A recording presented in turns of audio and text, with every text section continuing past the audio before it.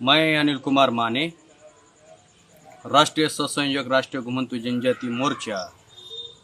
साथियों, पूरे देश भर में साकेत बचाओ विरासत बचाओ आंदोलन शुरू है और ये आंदोलन बुद्धिस्ट इंटरनेशनल नेटवर्क तथा बहुजन क्रांति मोर्चा द्वारा पूरे देश भर में हो रहा है। और ये जो आंदोलन चल रहा है वो वामन मेश्राम साहब के नेतृत्व में चल रहा है। 29 जुलाई से लेकर 5 अगस्त तक ये आंदोलन चल रहा है और ये आंदोलन काली फीत बांधकर आंदोलन चल रहा है। जो आज अयोध्या में राम मंदिर खड़ा करने जा रहे हैं ब्राह्मण लोग, उनका कहना है कि बाबरी मस्जिद राम मंदिर तोड़कर खड़ी किए है, लेकिन इंडियन आर्कियोलॉजी डिपार्टमेंट कहता है कि वहाँ पर जो खदान हुआ वहाँ पर राम की मूर्ति नहीं, राम के अवशेष नहीं, बल्कि बुद्धा के अवशेष मिले हैं, बुद्धा के विहार मिले हैं, बुद्धा के स्तूप मिले हैं। अगर सच में राम होता तो राम के अवशेष मिल जाते, लेकिन ऐसा नहीं हुआ है। अगर बाबरी मस्जिद राम मंदिर गिराकर खड़ी की जाती थी तो गोरखपुर से राम लल्ला की मूर्ति लाने की क्या जरूरत थी ब्राह्मणों को। जैसे ब्राह्मण विदेशी आक्रमणकारी है, वैसे ही मुगल भी विदेशी आक्रमणकारी थे। ब्राह्मणों ने आक्रमण करके वर्ण व्यवस्था, गैर बराबरी, असमानता इस देश में स्थापित की, मूल निवासी लोगों पर थोपा। इसके विरोध में तथागत गौतम बुद्ध ने सामाजिक क्रांति का आंदोलन चलाया और वो सामाजिक क्रांति का आंदोलन देशव्यापी आंदोलन था, राष्ट्रीय स्तर पर आंदोलन था। इसीलिए देश के हर कोने में बुद्ध की मूर्ति मिलेगी, बुद्ध का स्तूप मिलेगा, बुद्ध के विहार आपको मिलेगी। भाजपा सरकार जो है वो राजनीति खेल रही है। ये ऐसी राजनीति खेल रही है कि एससी एसटी ओबीसी का ध्रुवीकरण मुसलमानों के विरोध में करने के लिए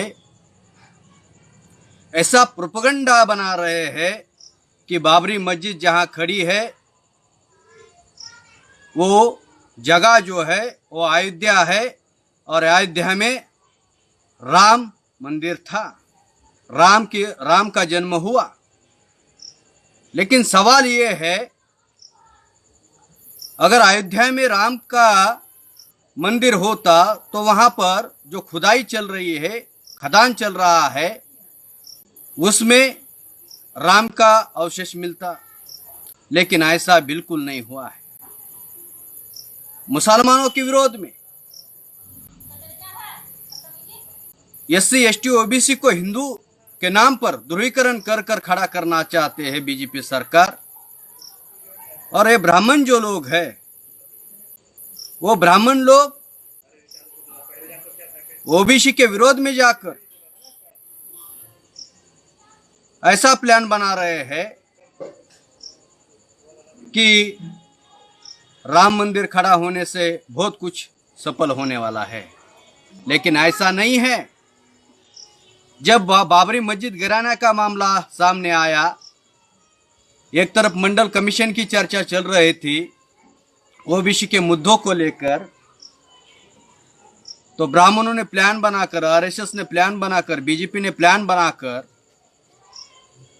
ओबीसी के लोगों को ये हथियार बनाया ओबीसी मंडल कमीशन के विरोध में। और कहा गया उन्होंने मंडल लाया इसलिए हमने कमंडल लाया। और ओबीसी के नेताओं का इस्तेमाल बाबरी मस्जिद गिराने के लिए मुसलमानों के विरोध में किया गया, जिसमें विनय कटियार था, कल्याण सिंह था, उमा भारती थी, दिग्गज ओबीसी के नेता थे। और जो राम मंदिर की ट्रस्टी बनी है उसमें सिंगल ओबीसी का सदस्य नहीं लिया ब्राह्मणों ने। तो ओबीसी का इस्तेमाल ओबीसी के विरोध में किया जा रहा है। 2021 में ओबीसी की जाति आधारित गिनती का मामला चलने वाला है। उसके लिए काउंटर प्लान 2020 में ब्राह्मणों द्वारा बनाया जा रहा है। तो ओबीसी के लोगों ने सतर्क होकर, जो बुद्धा ओबीसी थे, किसान थे, उनके पिताजी जो शुद्धोधन है वो हाल चलाते हुए उनका एक तस्वीर है। बुद्धा यहाँ के मूल निवासी थे, श्रमण संस्कृति के थे। तो हमारी जो विरासत है वो विरासत वो खत्म करना चाहते हैं। अयोध्या नहीं है, वो एक साकेत नगरी थी जहाँ बुद्ध की संस्कृति है, बुद्ध की परंपरा है, बुद्ध की विरासत है। और ये विरासत, ये प्रेरणा हमारा इतिहास है। लेकिन ये प्रेरणा, हमारा इतिहास, हमारा स्मृति स्थान वो डिस्ट्रॉय करना चाहते हैं। इसलिए 5 अगस्त को जो ब्राह्मण लोग राम मंदिर का पूजन करने के लिए वहां पर प्राइम मिनिस्टर नरेंद्र मोदी को बुला रहे हैं, हम इसका निषेध करते हैं। वो बुद्ध की भूमि है और वो बुद्ध की भूमि रहेगी। उस पर अतिक्रमण ब्राह्मणों द्वारा किया जा रहा है, हम इसका निषेध करते हैं। आज जरूरत है इस देश को मल्टी स्पेशलिस्ट हॉस्पिटल की, सेंट्रलाइज यूनिवर्सिटी की जरूरत है। 52% ओबीसी है।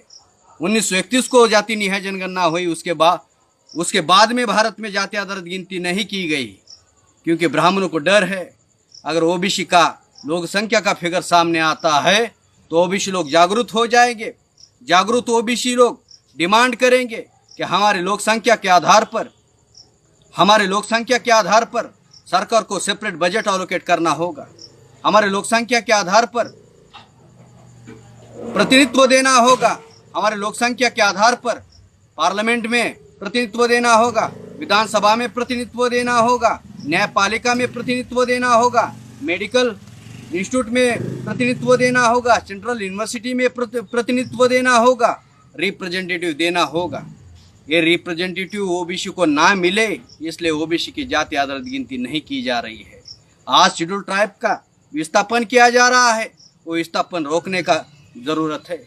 12 करोड़ पॉपुलेशन घुमंतु जनजाति की है, लेकिन आज भी वो घुमंतु का जीवन जी रहे हैं, क्योंकि उनके पास में कोई जमीन नहीं है। अगर उनको जमीन मिलती है, चलो राम को जमीन मिल रही है, उसकी मूर्ति रखने के लिए जमीन मिल रही है, लेकिन घुमंतु जनजाति के लोग 12 करोड़ लोग हैं, उनको जमीन नहीं मिल रही है, ना एजुकेशन मिल रहा है। तो ओबीसी, एससी, एसटी और घुमंतु जनजाति के लोगों ने सतर्क होना चाहिए।